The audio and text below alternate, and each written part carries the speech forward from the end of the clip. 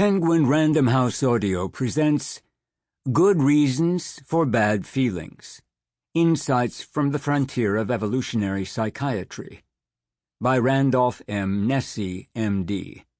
Read for you by Arthur Morey. Preface. When I first realized that evolutionary biology could provide a new kind of explanation for mental disorders, I immediately wanted to write this book. It was soon clear, however, that understanding why bodies are vulnerable to diseases in general had to come first. That project was the focus of my collaboration with the great evolutionary biologist George C. Williams.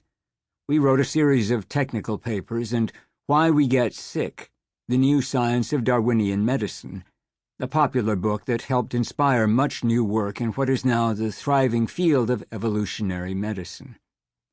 Ever since then, my career has been committed equally to bringing evolutionary biology to medicine and to helping my patients with mental disorders. The two missions are connected deeply. Practicing psychiatry is enormously satisfying. Patients are grateful for effective treatment.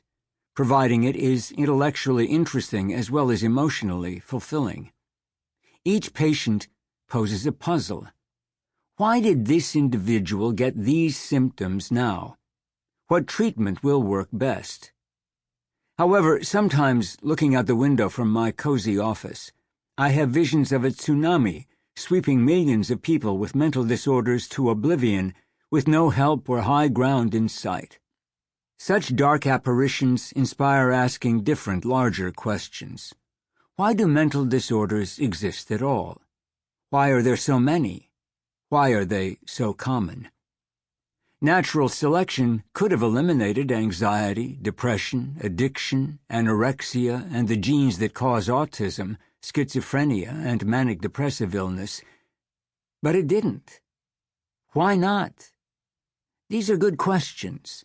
The aim of this book is to show that asking why natural selection has left us vulnerable can help make sense of mental illness and make treatment more effective.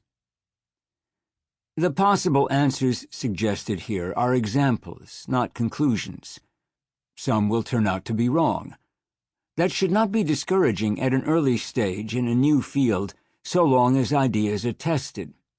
As Darwin put it, false views, if supported by some evidence, do little harm, for everyone takes a salutary pleasure in proving their falseness, and when this is done, one path towards error is closed, and the road to truth is often at the same time opened.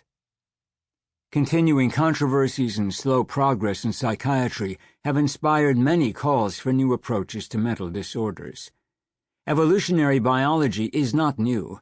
It is the well-established scientific foundation for understanding normal behavior, but its relevance for abnormal behavior is finally being recognized.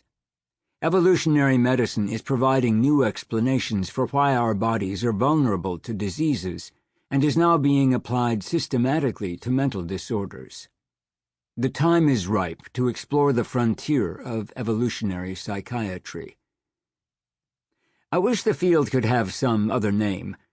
Evolutionary psychiatry is not a special method of treatment, and professionals in other mental health fields will also appreciate an evolutionary perspective.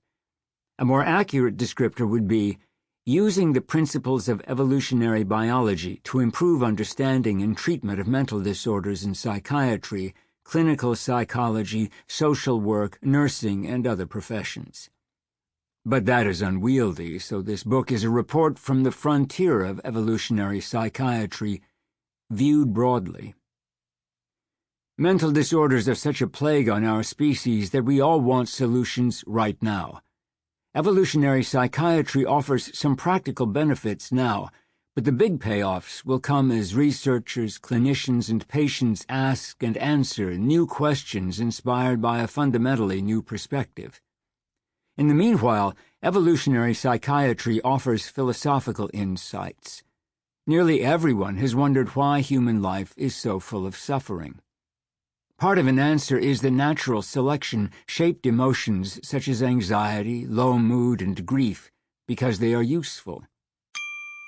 Sample complete. Ready to continue?